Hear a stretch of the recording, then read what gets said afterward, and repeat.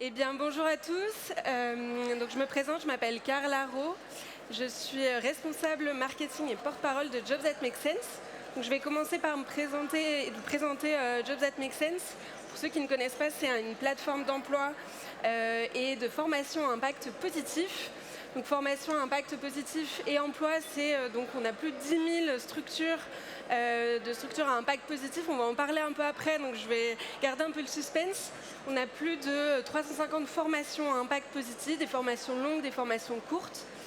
On a plein d'articles qui parlent de la transition à impact, de l'orientation à impact. Et on a tout un accompagnement à l'orientation pro. Donc c'est une sorte de MOOC de formation. On va en parler à la toute fin de cet atelier. Le but de cet atelier, c'est de vous montrer un peu comment on transitionne vers l'impact, comment on s'oriente vers l'impact. L'idée, c'est de vous faire un tout petit condensé de ce qu'on peut proposer dans notre formation à la fin. Et donc voilà, c'est un peu un aperçu. Je vais commencer par qu'est-ce qu'un job à impact. En fait, c'est assez large. Il y a très peu de gens qui ont une définition assez claire. Et en fait, même nous, on ne l'a pas vraiment. Parce qu'en fait, vous pouvez voir, là, on est une cinquantaine, une soixantaine ici. Je pense que chaque personne a une définition différente du job à impact. On va avoir quelqu'un qui va considérer que être responsable RSE dans un grand groupe traditionnel, ça peut correspondre à un job à impact. Tandis que d'autres, votre voisin va se dire, en fait, non, moi, je pense qu'un job à impact, c'est bosser dans l'association. Alors, en fait, c'est un peu tout ça. Et nous, chez Jobs That Make Sense, on a décidé de regrouper toutes ces structures-là autour d'un socle, d'un cadre, d'une définition. Dire que pour qu'il y ait de l'impact, il y ait une volonté de transformer la société. Donc, je vais vous prendre un exemple assez clair, c'est tous les cas de greenwashing. Je vais prendre une banque qui va chercher à modifier sa carte bancaire, va la faire en bois ou en verre. Pour nous, ce n'est pas considéré un impact, puisque ça ne va pas transformer son modèle économique ou sa société. Pour autant, il y a plein d'autres structures qui sont en cours de transition et que nous, on considère que c'est des jobs à impact s'il est dans des fonctions à impact, donc des fonctions RSE, des fonctions achat durable, etc. Et c'est ce qu'on va voir juste après. Comprendre l'écosystème à impact. En fait, nous, on a un peu catégorisé chez Jobs That Make Sense les différentes structures. On a plus de 10 000 structures qui sont sur la plateforme et ça regroupe bien plus de structures en France. La plus connue, c'est l'économie sociale et solidaire. Ça représente 10% des entreprises sur le marché de l'impact. Les entreprises, les structures de l'ESS, donc l'économie sociale et solidaire, c'est principalement des associations. Donc vous avez comme exemple les Restos du Cœur, la Croix-Rouge. C'est des structures qui vont avoir un impact réellement positif, vont essayer de transformer la société par ces structures-là. Donc ça, c'est la première typologie de structure. Sur la deuxième, c'est les partenaires de la transition. Les partenaires de la transition, c'est des structures qui vont aider, qui vont accompagner les entreprises, les structures à impact. Le plus courant, le plus simple à vous dire, c'est nous. Jobs That Make Sense, on va aider des structures à recruter, on va aider les candidats à trouver la bonne structure à impact, etc. Donc ça, c'est des partenaires de la transition. On peut avoir les cabinets de recrutement RSE, type Omeva, on va avoir la fresque du climat qui vont correspondre à des partenaires de la transition. Le troisième, c'est les produits et services responsables. Les produits et services responsables, c'est des structures qui fournissent des produits et des services plus durables dans un secteur et dans un modèle économique encore viable, c'est-à-dire qu'ils vont rester chercher une rentabilité, ce qui n'est pas le cas pour de l'association ou des structures en économie sociale et solidaire. Donc les exemples que je peux vous donner un peu plus clairs, c'est Patagonia, ça va être Too Good To Go, qui vont proposer des services responsables dans un modèle, dans un secteur où il n'y a pas que forcément ces produits-là. On va avoir en quatrième position les entreprises en transition. Les entreprises en transition, ce sont des entreprises dites traditionnelles, classiques, qui vont chercher à améliorer leur transition écologique et qui vont chercher à améliorer leur impact. Donc sur ces entreprises en transition, on considère que les fonctions RSE, achat, il y a aussi tout ce qui est finance durable qui commence à arriver, sont des jobs à impact puisqu'elles consistent à améliorer la structure classique traditionnelle.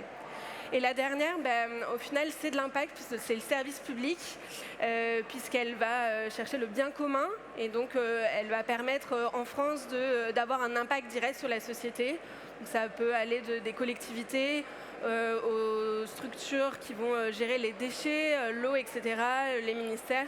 Ça ressemble à ça représente beaucoup de services. Et donc voilà, nous, on a un peu tous ces types de structures chez Jobs That Make Sense. L'objectif ici, c'est de vous montrer un peu comment on peut accéder à ces structures. Est-ce qu'il y a quelque chose qui vous intéresse le plus? En fait, pour vous montrer dans un parcours professionnel, on va surtout évoluer en fonction des types de structures. Si je prends mon cas, mon exemple, moi j'ai commencé par une structure dans le luxe il y a maintenant 6 ans, et puis je me suis dit en fait non, je veux me tourner dans l'impact. Et donc je me suis retrouvée face à ces différents types de structures et je me suis dit je commence par quoi? En fait, j'ai commencé par les produits et services responsables. J'étais dans une entreprise qui essayait d'améliorer dans son secteur. Et puis après, je me suis dit non, en fait, je vais aller un peu plus loin. Donc mon parcours, mon cheminement est toujours en cours. Donc aujourd'hui, je suis partenaire de la transition puisque je suis responsable marketing chez Jobs That Make Sense. Et donc j'évolue un peu dans mon cursus professionnel. Et donc pour évoluer, au-delà des structures, il y a les différents types de métiers impact. Pour vous expliquer, on a catégorisé 3 types de métiers. Je vais commencer par le dernier, les métiers plus classiques qu'on appelle ça. C'est des métiers marketing, comptable, voilà, des métiers qui existent déjà dans d'autres structures, mais l'idée de ces métiers, c'est que vous pouvez le faire dans des structures à impact, donc les structures que je vous ai dit un peu plus avant. Pour arriver à ces métiers-là, nous on vous conseille de faire des formations ou des MOOC. Justement, on va en parler à la fin, mais des MOOC qui vous permettent de mieux comprendre comment fonctionne le système à impact, comment fonctionnent les réseaux, comment mettre en avant ses compétences dans ce modèle-là qui est un peu différent du modèle classique. Mais en termes de compétences et de formation pure, ça reste des métiers que vous utilisez déjà, que vous avez déjà dans d'autres structures.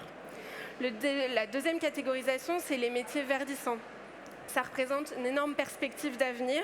On a environ 8 millions de métiers qui vont devenir verdissants jusqu'à 2050 avec les objectifs planétaires.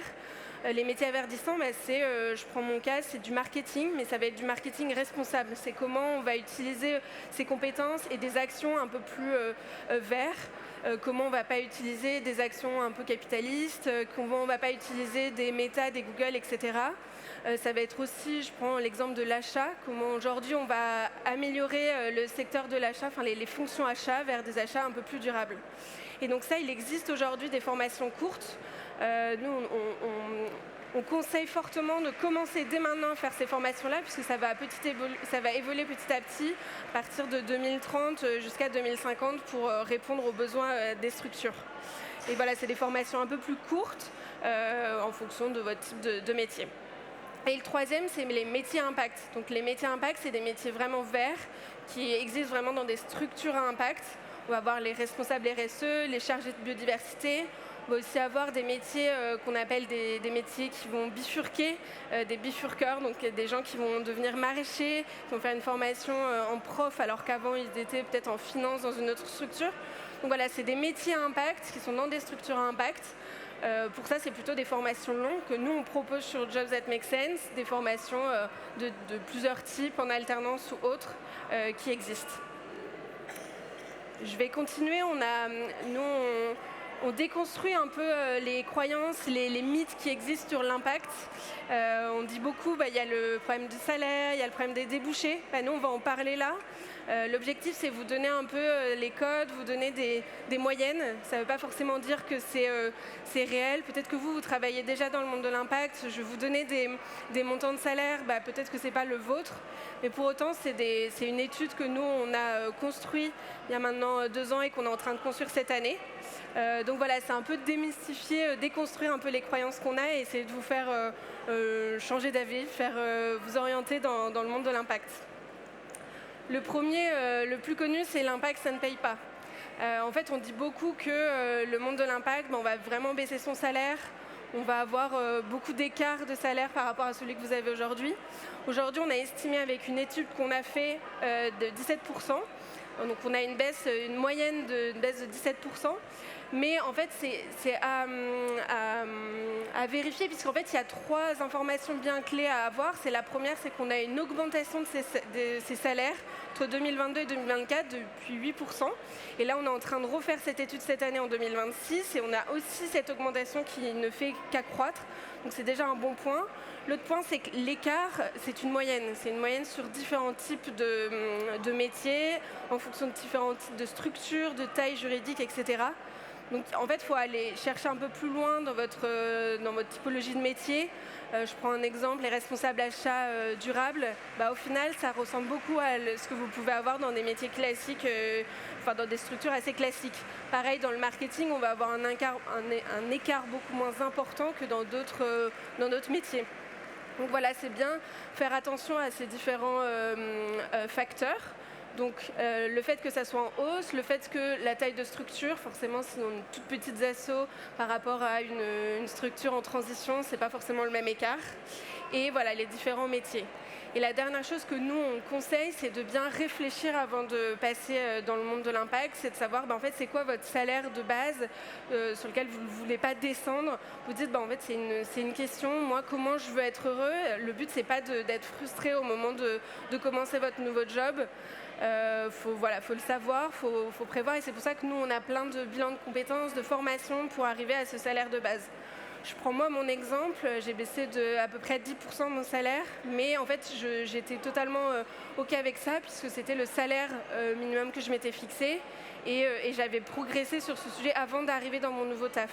Et donc tant que vous avez votre salaire de base, votre salaire minimum sur lequel vous ne voulez pas descendre, vous arriverez à trouver une situation qui vous correspond. Ça c'est sur le salaire. Sur le dernier, c'est la reconversion. En fait, on se dit beaucoup, oui, mais en fait, faut que je fasse une formation longue, je change complètement de métier, etc. Pas vraiment. En fait, on parle beaucoup dans les médias des bifurqueurs, des gens qui changent complètement de métier, qui deviennent maraîchers, etc. Ça existe, mais ce n'est pas du tout la norme. En fait, nous, ce qu'on voit beaucoup chez nous, on a plus de 350 candidats qui candidatent chez nous par mois. Et en fait, il y a beaucoup de gens qui se reconvertissent juste en faisant une petite formation, en allant cherchant améliorer ses compétences sur son domaine, essayer d'améliorer ses ses compétences en soft skills. Donc voilà, c'est tout ça qu'on peut essayer de travailler. Un peu le labyrinthe qu'on vous a montré avec 4 sorties, c'est un peu ça. On peut soit complètement bifurquer et ça existe, mais la norme, c'est plutôt de juste changer de secteur. Se dire peut-être que là, aujourd'hui, vous n'êtes pas heureux, mais ok, je vais chercher un secteur qui va me correspondre un peu plus, qui va être un peu plus dans le monde de l'impact, dans des entreprises en transition petit à petit. Puis après, je vais changer ma boîte, puis après, je vais complètement me reconvertir et aller dans l'association, dans des associations. Et la troisième croyance limitante, c'est je n'ai pas la bonne expérience. Eh bien, en fait, c'est la manière dont vous allez la mettre en valeur lorsque vous allez postuler à vos offres d'emploi. On dit beaucoup qu'on va chercher des compétences très techniques, etc. En fait, dans le monde de l'impact, on a besoin d'être robuste, d'essayer d'aller chercher un peu plus loin des compétences en soft skills, de mettre en avant en fait, vos compétences que vous n'allez pas forcément voir au quotidien, la gestion de projet, les soft skills, la facilitation, la robustesse, etc. Donc, c'est la manière dont vous allez les mettre en avant lors d'un entretien et lors de CV. Et après, nous, on a 3 petits conseils qu'on donne, c'est les expériences de bénévolat. Dans tout type de structure que je vous ai montré avant, donc pas simplement dans des associations, les expériences de bénévolat, ça marche très bien, ça montre votre engagement dans ce monde-là, dans cet écosystème à impact. Donc si ce n'est pas encore le cas, vous pouvez toujours continuer. Et je pense que vous avez tous un petit peu des expériences de bénévolat, même dans des associations sportives. Ça fonctionne, c'est des choses que vous pouvez mettre en avant et des compétences que vous avez eues dans ces expériences-là. Après, il y a des petites formations courtes. Je vais vous en parler à la toute fin. On a une petite formation qui permet justement de montrer que vous êtes allé plus loin. Vous avez essayé de comprendre le marché de l'impact, essayer de vous faire un réseau. Essayer d'aller chercher un peu comme un mini bilan de compétences et aller un peu plus loin sur la formation. Et le dernier, c'est valoriser vos compétences transférables. C'est ce que je vous disais. Aller chercher des compétences dont on ne parle pas souvent, des compétences pas forcément techniques, de montrer qui vous êtes vraiment, la gestion de projet, la facilitation, etc. Donc ça, c'est vraiment des compétences qu'il faut mettre en avant dans ce milieu. Et donc le dernier, c'est on passe à l'action. Bien, comment on passe à l'action aujourd'hui? Nous, on a un parcours d'orientation impact. C'est une sorte de méthode. C'est un peu le tout début. Là, je vous ai montré en à peine 20-30 minutes. Mais c'est pour montrer un peu la méthode, comment on fait pour accéder à modifier son orientation, à aller vers une orientation à impact. Et donc, c'est comment on peut définir un cas, préparer une candidature, trouver son réseau. On vous donne un peu les hacks. Vous avez plein de vidéos de personnes extérieures de Jobs That Make Sense. Il y a la cofondatrice de Make Sense qui parle beaucoup de comment elle est arrivée à créer cette association. Donc voilà, des RH aussi qui expriment en fait quels sont les candidats qui recherchent eux dans ce monde d'impact. Donc voilà, il y a plus d'une cinquantaine de contenus. Il y a plein d'exercices. En fait, c'est un parcours qui est fait en 4 semaines, où chaque semaine, vous allez avoir des cas pratiques, des exercices, un peu comme je vous l'ai dit, un bilan de compétences. On va vous donner des réflexions, des exercices pour améliorer votre réflexion là-dessus. Et voilà, c'est en 4 semaines. On le prévoit en un peu plus longtemps. Ça peut durer même 2-3 mois, etc. Et donc on a un petit code promo aujourd'hui. Voilà, je vous conseille juste de le prendre si un jour ça vous intéresse dans le futur. Si vous vous dites c'est le moment pour moi d'aller chercher à m'orienter dans le monde de l'impact. Voilà, vous pouvez toujours regarder ce parcours. J'ai l'habitude normalement de faire cet atelier en participatif, mais là vous êtes un peu nombreux. Est-ce que déjà vous avez des questions? J'ai essayé d'aller vite pour pouvoir tout rentrer. Est-ce que vous avez des questions en particulier sur les croyances limitantes peut-être? Oui.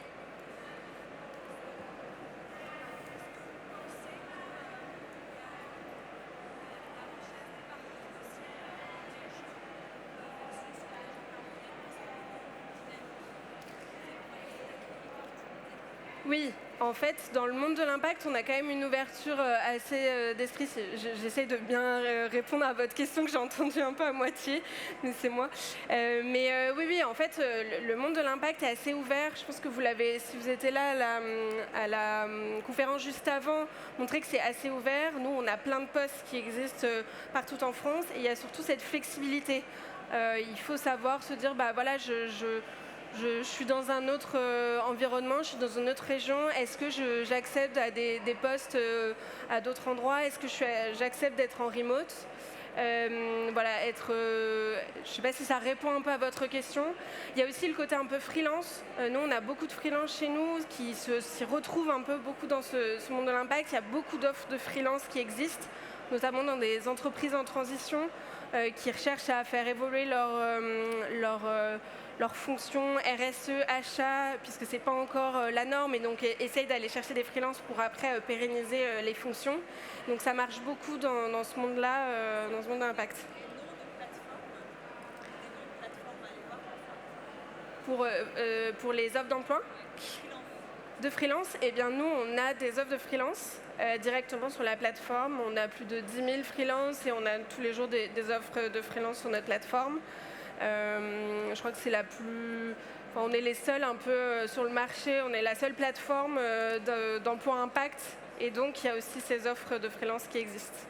Oui.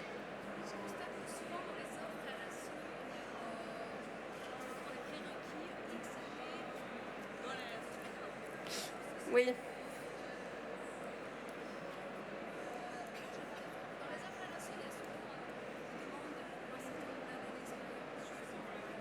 C'est bon là? Ouais. Il y a un certain nombre de demandes dans ces offres RSE d'avoir de l'expérience, X années d'expérience en RSE. Alors on sait qu'on cherche toujours les moutons à 5 pattes dans toutes les annonces, mais moi ça me surprend un peu justement dans ces dynamiques d'essayer de transférer, de pouvoir mettre d'autres compétences, Oui. d'avoir même de l'expérience terrain sur ces sujets. Et pourtant, il y a cette espèce de frein, ce couperet qui tombe tout le temps, où on se dit, s'il y a besoin de X années d'expérience en RSE, par exemple, c'est même pas la peine de postuler, quoi. Oui, en fait, c'est un peu ce que je montrais dans les métiers et dans les formations par type de métier. C'est que les métiers RSE, aujourd'hui, il y a eu un grand boom de ces métiers-là. Il y a eu beaucoup de gens qui ont eu des formations sur la RSE. Et aujourd'hui, Nous, on considère que pour accéder à ce type d'offre, vous avez intérêt plutôt à prendre une formation longue ou alors une formation courte si vous avez déjà eu une formation avant en RSE et comment vous accédez à ce type de poste pour pouvoir combler un peu le nombre d'expériences. Malheureusement, le secteur RSE en ce moment est un peu compliqué depuis quelques mois. On le voit, nous, de notre côté, partout en France. En fait, avec les réglementations européennes, c'est un peu compliqué. Il y a une frein au recrutement sur la RSE. C'est des cycles aussi qui vont redémarrer. On en parle souvent à des cabinets de recrutement RSE qui vont nous dire, bah, voilà, il y a peut-être 3 ans aussi, on avait du mal à trouver des offres d'emploi. Aujourd'hui, voilà, c'est un cycle, ça va sûrement repartir dans quelques mois. Oui, la personne derrière moi a un micro. Je dois brancher. Oh, non, attends.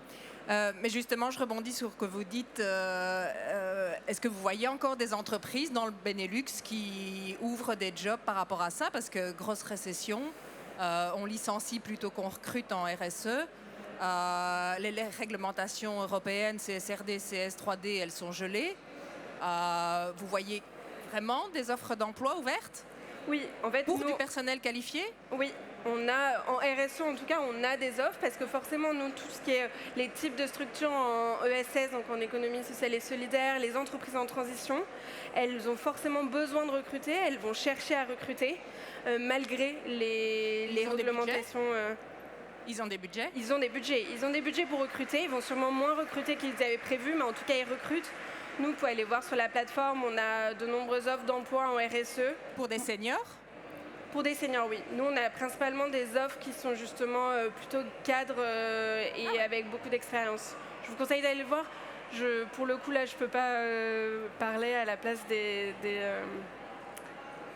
entreprises. Bonjour. Oui, je vous entends. Vous avez des offres de stage, du coup. Il y a du bénévolat, mais de stage. Oui. Pour ces jeunes, en fait.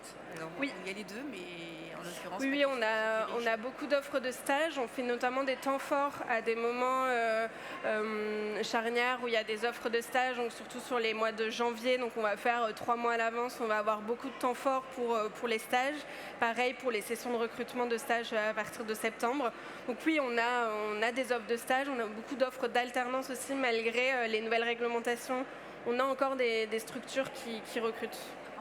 En fait, ma question, c'est que, voilà, comme beaucoup de jeunes ne savent pas, et ils sont dans une filière qui leur convient, et pendant ces études-là émerge cette volonté ou cette nécessité, même dans les têtes des jeunes, justement à vouloir se lancer dans un métier à impact.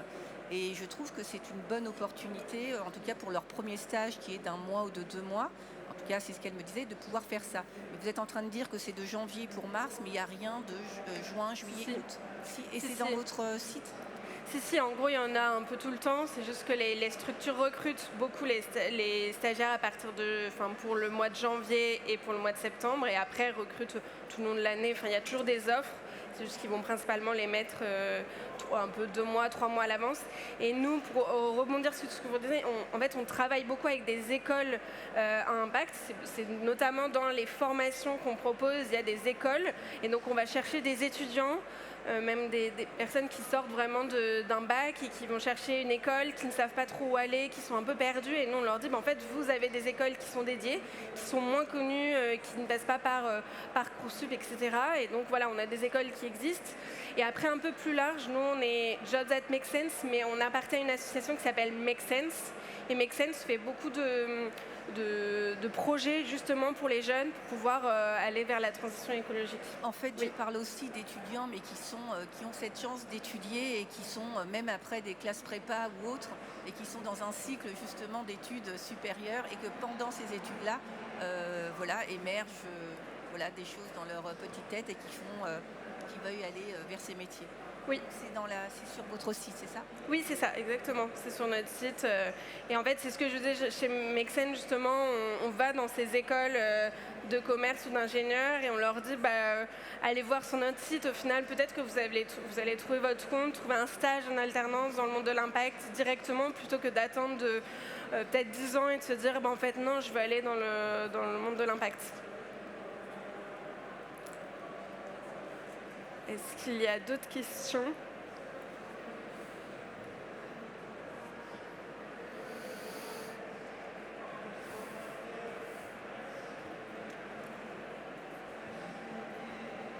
Bonjour. Bonjour. Du coup, ma question, c'était est-ce que vous proposez une prestation de suivi en entretien pour voir déjà notre profil aujourd'hui et qu'est-ce qui peut se faire pour la suite Alors, nous, on ne propose pas de coaching. On est malheureusement qu'un intermédiaire entre les structures et les candidats. D'accord. Par contre, on a un stand là qui est aujourd'hui présent où on peut vous accompagner sur votre recherche, vous montrer comment utiliser la plateforme et où chercher vos structures. On a fondé ce parcours justement pour... En fait, on n'est pas assez pour faire un coaching personnalisé, mais par contre, on a ce parcours qui permet de vous aider. On a quelqu'un qui est dédié chaque semaine, qui peut vous accompagner et vous pouvez être en temps collectif, ce qui marche beaucoup, ce qui est très apprécié des participants. Pour pouvoir un peu, vous êtes avec des gens qui ont un peu les mêmes valeurs, qui ont un peu les mêmes envies d'aller dans le monde de l'impact, de ne pas trop savoir par où commencer. Et en fait, c'est un peu la manière dont on a réussi à faire un peu ce coaching, cet entretien. Mais non, sinon, on ne fait pas d'entretien personnalisé. Et c'est sur quel stand, du coup? C'est quel stand on est là-bas, à droite, et on est à côté de Green Taf, qui est de chez Make Sense. Ça marche. Merci. Merci. Voilà, donc c'est ce parcours qui va vous permettre, comme je disais, vous aider peut-être potentiellement si vous êtes un peu perdu aujourd'hui ou plus tard. Est-ce que vous avez d'autres questions ? En tout cas, nous, on est présents toute l'après-midi, donc sur un stand. On n'a donc forcément pas d'offre d'emploi dédiée pour notre équipe, mais en tout cas, on a plus de 10 000 structures qui recrutent aujourd'hui. On a un QR code qui redirige directement sur le site, sur notre site, sur nos formations et sur le parcours. Et bien sûr, on est deux pour vous écouter si vous avez des questions et voilà, et des conseils, et besoin de conseils. Merci beaucoup. Au revoir.